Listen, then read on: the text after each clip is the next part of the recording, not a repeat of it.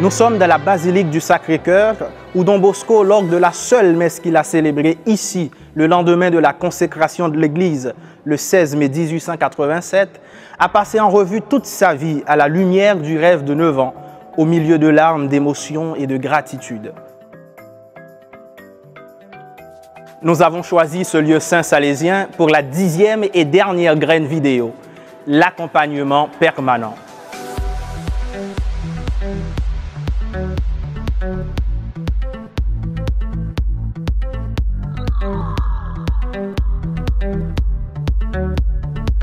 Don Bosco est le meilleur exemple d'accompagnement permanent.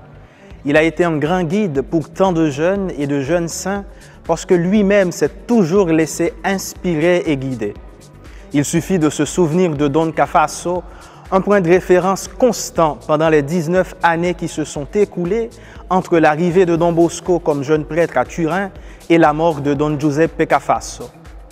L'accompagnement est le service le plus qualifié que, en tant que Salésiens, nous sommes appelés à rendre de diverses manières à tous les jeunes.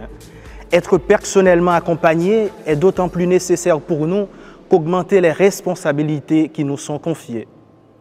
Avoir une bonne expérience de l'accompagnement pendant la formation initiale devient une aide précieuse pour apprendre à chérir l'accompagnement, surtout lorsque la formation initiale est terminée. C'est aussi une invitation claire qui vient du pape François et des orientations ecclésiales de ces dernières années. Être des guides guidés.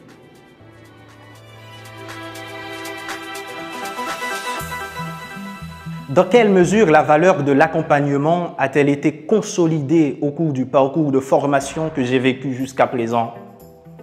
Comment l'expérience actuelle me prépare-t-elle à faire de l'accompagnement une ressource permanente pour les années à venir et à devenir moi-même un bon accompagnateur de jeunes et de confrères?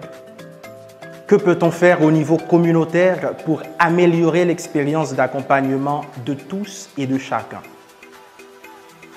Nous clôturons ici la série de 10 graines vidéo, donnant le dernier mot au père Ivo Coelho, conseiller pour la formation, et au père Ángel Fernández Artime, recteur majeur, dans la chambre où Don Bosco a vécu lors de son dernier séjour ici à Rome au Sacré-Cœur.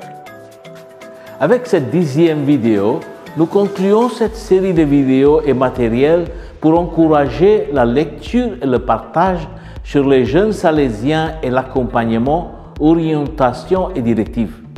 Nous espérons que ces outils ont été utiles et surtout que le parcours ne s'arrête pas ici, mais au contraire commence par ici.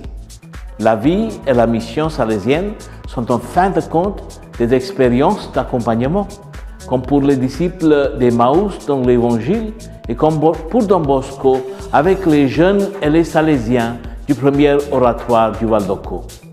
Nous voudrions demander une dernière parole à Don Ángel, qui a toujours fortement cru et encouragé ce processus, qui a commencé dans les premiers mois de son premier mandat et qui est maintenant répandu dans toutes nos communautés.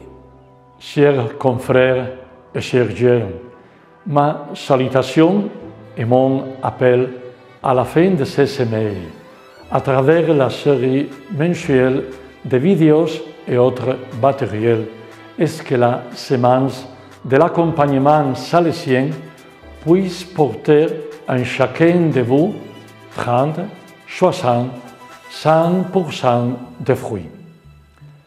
L'accompagnement est une formation en mission.